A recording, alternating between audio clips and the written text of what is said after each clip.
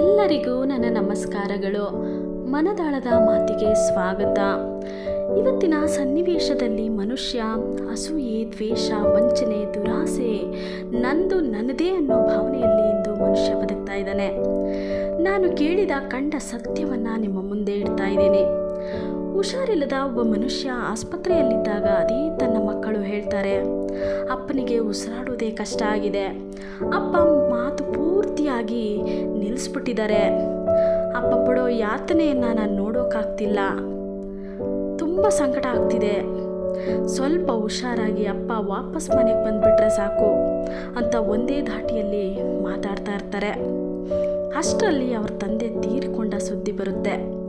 ಸ್ವಲ್ಪ ದುಃಖದ ನಂತರ ಮನೆಗೆ ಬಾಡಿ ಬರೋದು ಯಾವಾಗ, ಬಂದ ನಂತರ ಎಷ್ಟು ನೆಮ್ಮದಿಯಾಗಿ ಮಲಗಿದ್ದಾರೆ ಹಾಗೆ ಕಾಣಿಸ್ತಾ ಇದೆ. ಎಷ್ಟೊತ್ತಿಗೆ ತಗೊಂಡು ಹೋಗ್ತಾರೆ, ಮನೆಗೆ ಬರ್ತಾರಾ ಹಾಗೆ ತಗೊಂಡು ಹೋಗ್ತಾರಾ? ಮಾತಿನ ದಾಟಿನೇ ಬದಲಾಗೋಗುತ್ತೆ. ಅರ್ಧ ಗಂಟೆ ಹಿಂದೆ ಅಷ್ಟೇ ಆತನನ್ನು ಅಪ್ಪ ಅಂತಿದ್ದವರು ಈಗ ಬಾಡಿ ಅಂತಾರೆ, ಅದು ಅಂತಾರೆ, ಮನೆಗೆ ತಗೊಂಡು ಬರ್ತೀವಿ ಅಂತಾರೆ, ಕರ್ಕೊಂಡು ಬರ್ತೀವಿ ಅನ್ನಲ್ಲ. ಅದು ಎಷ್ಟು ಬೇಗ ಮನೋಭಾವ ಅನ್ನೋದು ಬದಲಾಗೋಗುತ್ತೆ ಅಲ್ವೇನ್ರಿ? ಸತ್ತು ಹೋದ ವ್ಯಕ್ತಿ ಆ ಮನೆಯಿಂದ ದೈಹಿಕವಾಗಿ ಅಷ್ಟೇ ಅಲ್ಲ, ಭಾವನಾತ್ಮಕವಾಗಿ ಕೂಡ ಹೊರಟೋಗ್ತಾನೆ. ಆತ ಇಲ್ಲದೇನೆ ಇಲ್ಲಿ ಬದುಕು ಮುಂದುವರೆದೇ ಬಿಡುತ್ತೆ.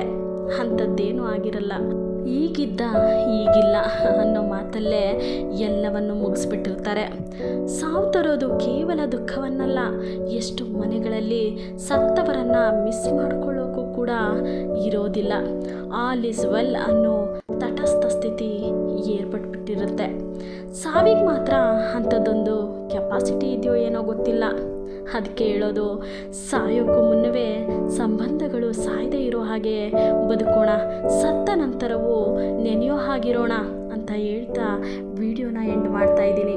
ಇನ್ನು ಯಾರೆಲ್ಲ ನಮ್ಮ ಚಾನಲ್ಗೆ ಸಬ್ಸ್ಕ್ರೈಬ್ ಮಾಡಿಲ್ಲ, ಸಬ್ಸ್ಕ್ರೈಬ್ ಮಾಡಿ ಸಪೋರ್ಟ್ ಮಾಡಿ. ಧನ್ಯವಾದಗಳು.